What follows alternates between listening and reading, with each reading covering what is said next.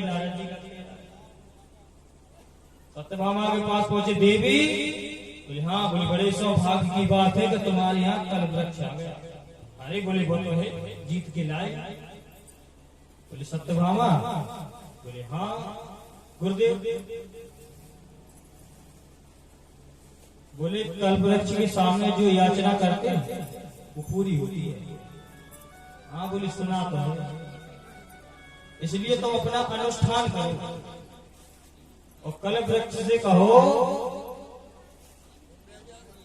कि हमें पति का सुख मिले, पति की कृपा मिले, हम पति से अलग ना हो, इस प्रकार से कामना करना।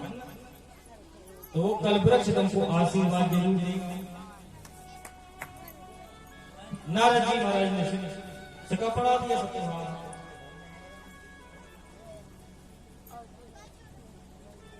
जब सिखाया पढ़ाया तो अनुष्ठान आरंभ हुआ। अब कहा महाराज दक्षिणा।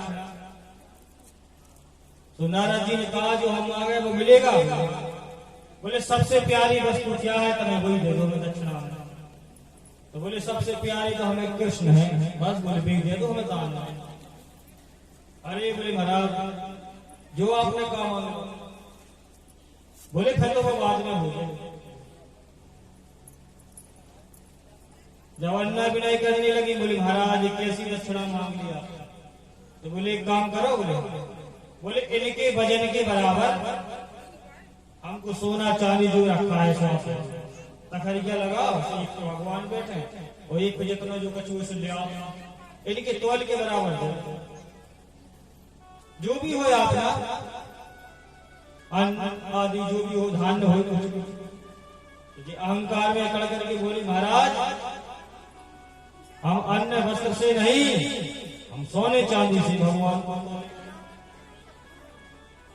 तो एक तखरिया पे भगवान बैठे और दूसरे पल्ले पर खूब सोनो चांदी चले जाओ।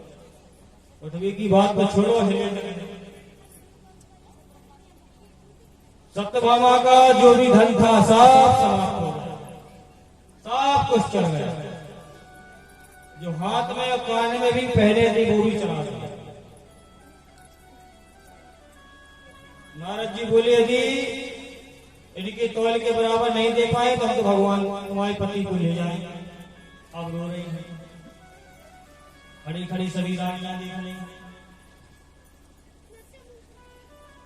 अंत में रुक्मणी ने समझाया, बोली बहन सत्यभामा अभी तुम द्वारकाधीश को नहीं जानती, तुम उनको अहंकार की दृष्टि से देख रही थी, इसलिए तुम्हारे साथ में ऐसी स्थिति हुई है।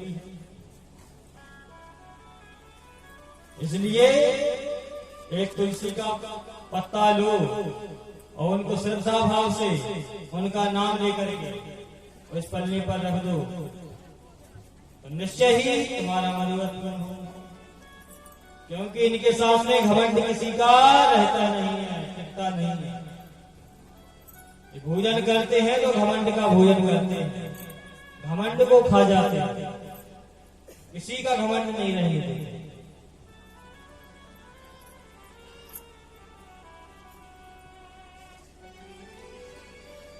सत्यभामा को समझ में आ गया, अरे हम तो व्यर्थ में ही घमंड कर रहे थे। तो तुलसी के पत्ता को मस्तक से लगाया और जैसे तखरिया पे रखा तो भगवान का भार उठ गया। बड़े बड़े महात्मा ऋषि मुनि जो दर्शन कर रहे थे, फूलों की वर्षा होने लगी, जय जयकार होने लगी।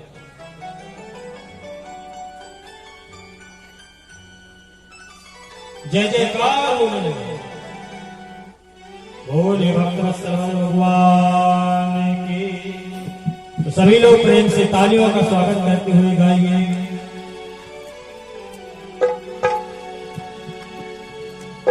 बंसी वाले मोहना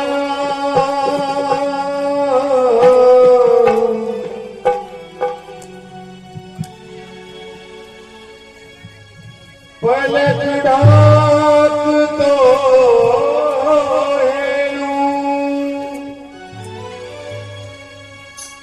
नाम देखूं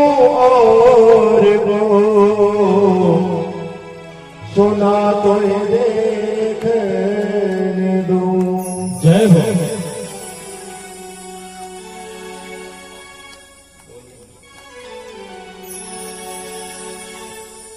प्यास दिल की बुझा दे, मेरे दिल की बुझा दे, प्यास दिल की बुझा दे, रसिया एक बांसुरी बजा दे, रसिया बांसुरी बजा दे, रसिया प्यास दिल की बुझा दे, मेरे दिल की बुझा दे, मेरे दिल की बुझा दे, प्यास दिल की बुझा दे, रसिया बांसुरी बजा दे, रसिया बांसुरी बजा दे, रसिया।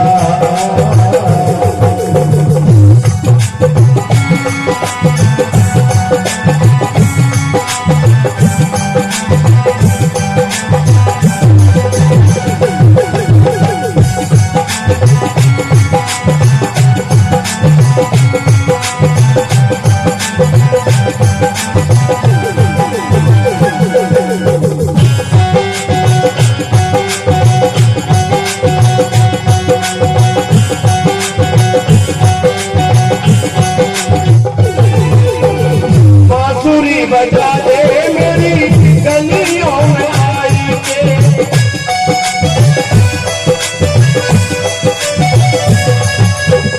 बांसुरी बजा दे मेरी गलियों में आई के, संग की सहेली लेके मिलूं दोस्त आएंगे, संग की सहेली लेके मिलूं दोस्त आएंगे, वो ऐसी आस लगा दे, ऐसी आस लगा दे, रसिया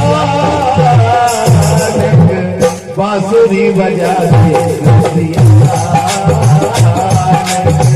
बांसुरी बजा दे, रसिया।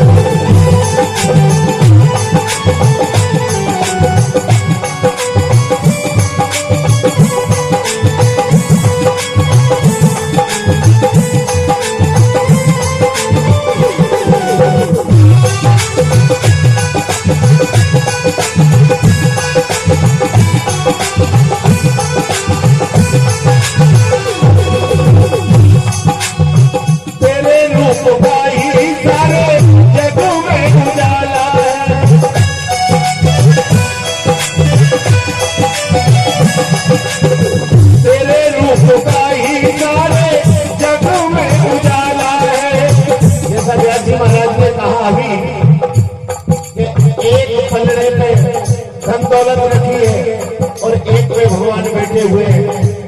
देखिए कितने कमाल की बात है।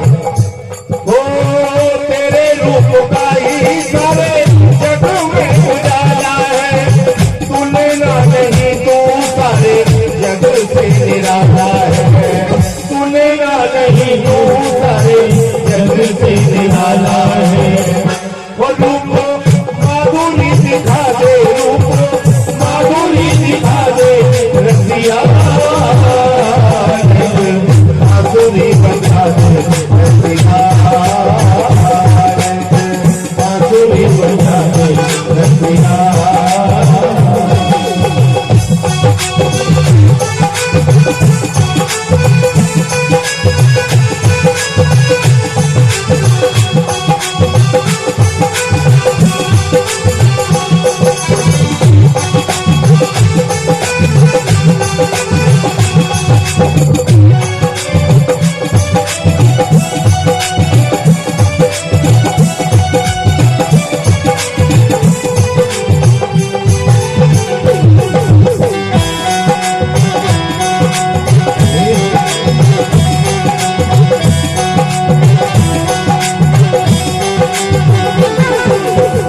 बांसुरी आशा बुरे को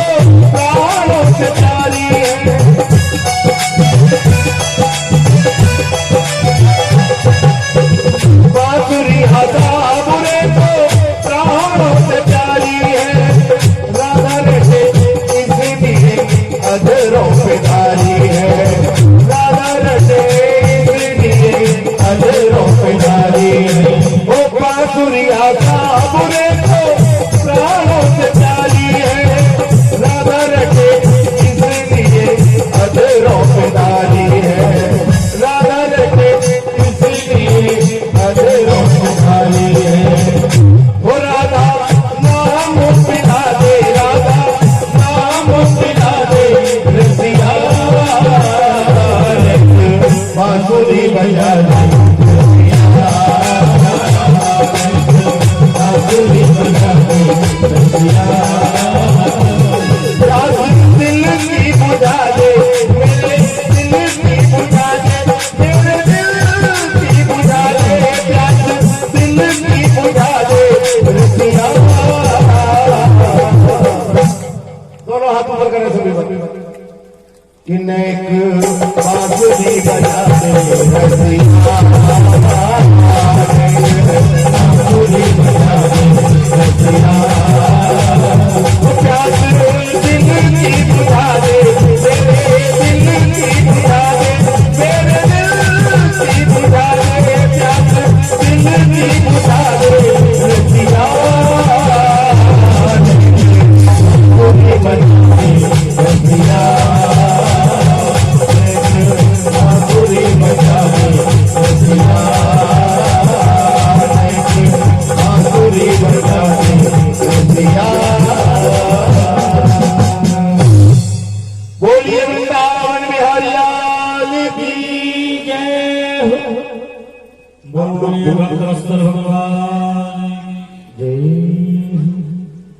भूल जाते हैं आप लोग, जयकारे जब भी बोलना है दोनों हाथ ऊपर करके बोलना है। क्यों बोलना है मन? डाकू किसने देखे हैं? डाकू दादाजी आपने देखे हैं? मैंने देखे हैं डाकू। एक फिल्म आई थी शोले, जिसमें डाकू था गब्बर सिंह।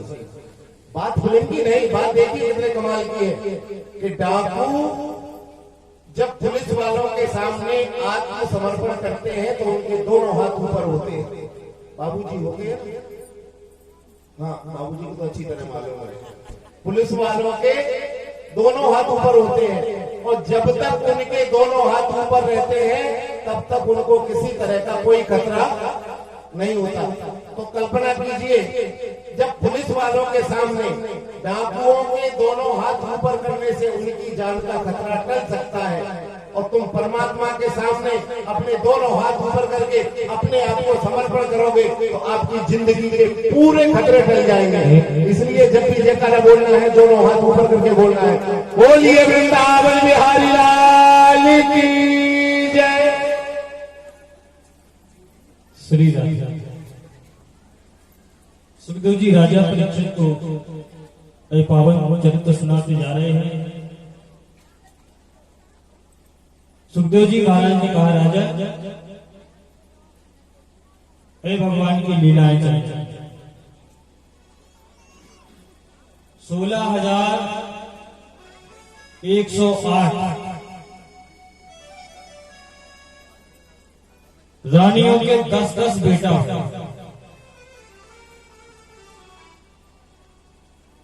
फिर उनके विवाह आगे हुए, नाती पोता। सुखदेव जी कहते, राजन सब मिला करके अपना परिवार, नाती पोता पुत्र सब मिला करके 56 करोड़ यदुवंशी। भगवान का इतना बड़ा परिवार, 100-200 नहीं, हजारों नहीं, लाखों नहीं, करोड़ों।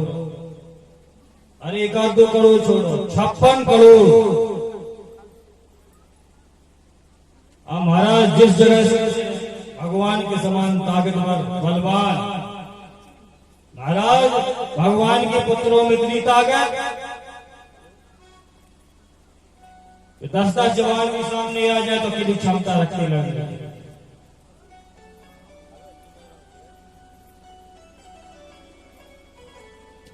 सुखदेव जी कहते, राजन भगवान श्री कृष्ण के नाते अनिरुद्ध भी बहुत वीर थे। तो रुक्मी के नातनी के साथ में भगवान हुआ। तो रुक्मी के जो मित्र थे, अब वो तो ऊपर मन से मानता था लेकिन अंदर से वैरभाव भी वो भी रखता था। दाऊ जी महाराज से कहा आओ थोड़ा पासा खेला जाए। तो महाराज जुआ शुरू हुआ, दाव फेंकने लगे।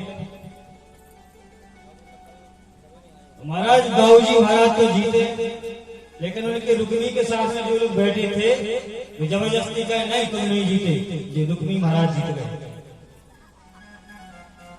दाऊ जी महाराज कहे क्यों? बोले देखो ऐसे से ऐसे ऐसे से ऐसे ये जीते तुम नहीं जीते। तो एक बार बोले, फिर दूसरा जीते नहीं बोले तुम नहीं जीते ये जीते। फिर उल्टी सीधी पार्टी पढ़ाई तो अपमान करने। महाराज तीसरी बार यही हुआ तो दाऊ जी महाराज गुस्सा आया, है बोले मूर्खो हमको मूर्ख बना रहे हो। तो अपना मुंह से उठाया, रुक्मी के सर में दिया तो गोविंदाय।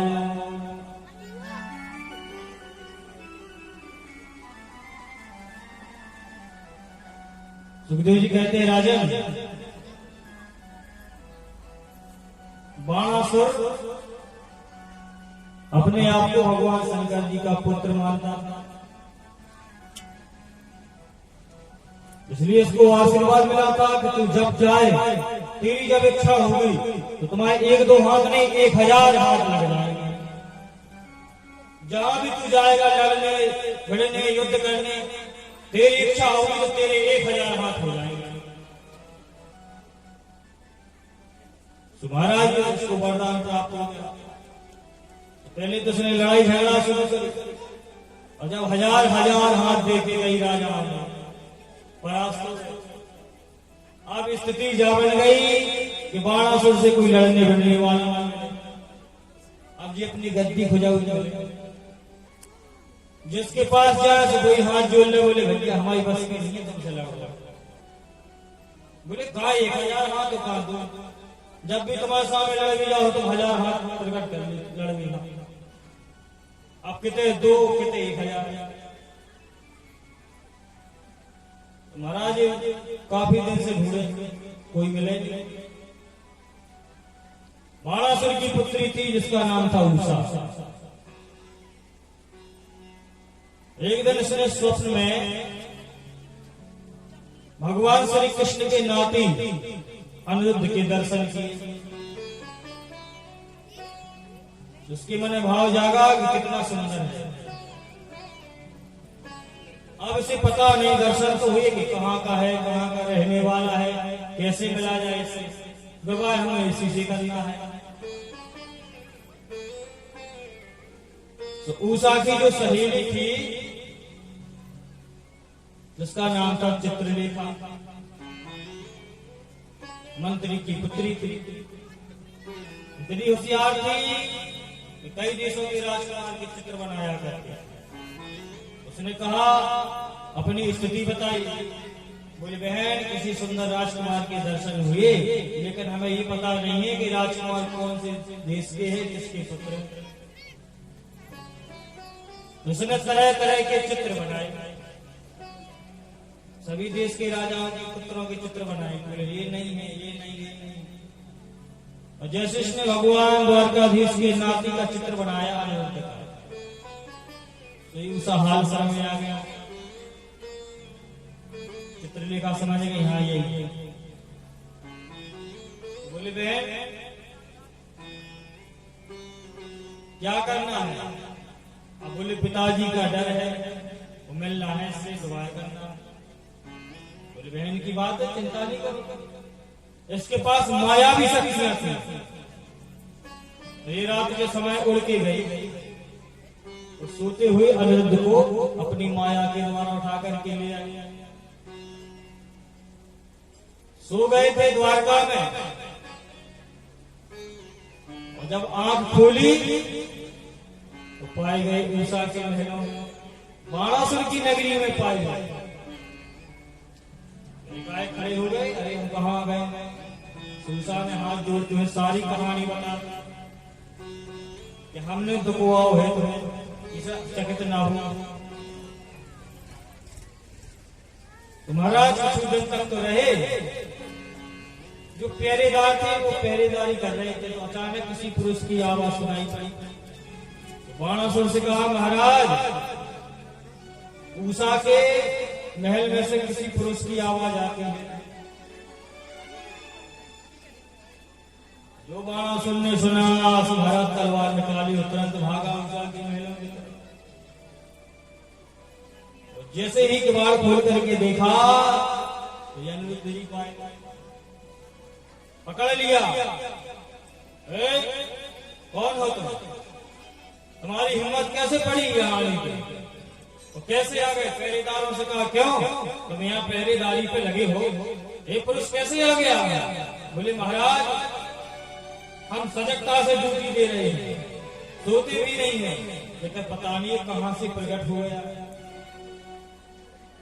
आना पहरेदारों को पता है किसी को एक माया के द्वारा प्रकट हो। किसके पुत्र हो? किसके बालक हो? पूरा परिचय दिया। बोले, द्वारकाधीश भगवान श्री कृष्ण के नाती। बड़ा खुश हुआ। अच्छा एक काम करो, बोले इनके हाथ में जंजीर पेरा, डाल जेल में। हमने बहुत सुनो कृष्ण भगवान को नाम, द्वारकाधीश कृष्ण का बहुत नाम सुना है, इसलिए इन्हें जल्दी जेल में डाला। इन्हें बचा भी तो जरूर जाए। हमसे लड़ाई हुई तो गदियां पुजारी जरूर टूटी हुई। नारद जी के द्वारा भगवान सूचना प्राप्त हुई। तो भगवान ने बलदाऊ भैया के साथ में अपनी सेना लेकर के चढ़ाई कर। भगवान भोलेनाथ का वरदान था बाणासुर से, जो तुमसे युद्ध करने आएगा तो तुम्हारी तरफ से हम युद्ध लड़ेंगे, हम तुम्हारी सुरक्षा करेंगे। तो महाराज भयंकर युद्ध हुआ। पहले तो ज्वर आदि जो शक्तियां सुरक्षा कर रही थी बाणासुर की नगरी की, पहले भगवान ने उनसे युद्ध किया। फिर इसके बाद जैसे ही बाणासुर से युद्ध करने लगे तो भगवान भोलेनाथ सामने आ गए।